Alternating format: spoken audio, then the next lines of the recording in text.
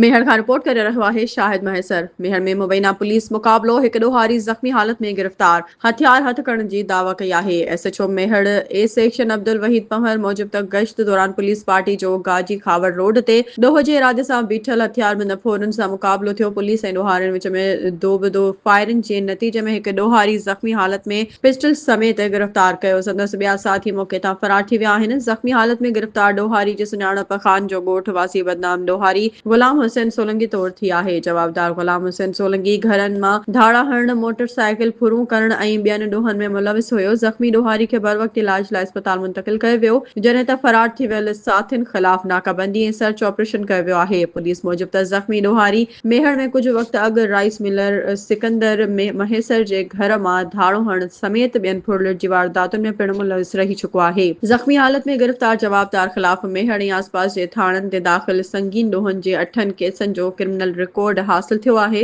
जॾहिं त वधीक रिकॉर्ड जी मालूमात पिणु गॾु कई पई वञे। होॾां मेहर ए सेक्शन SHO जी अहिड़ी कार्रवाई करण ते SSP दादू कैप्टन रिटायर्ड अमीर सऊद मक्सी पारां पुलिस टीम खे शाबाशी ऐं खेनि तारीफ़ी सर्टिफिकेट ॾियण जो ऐलान कयो आहे।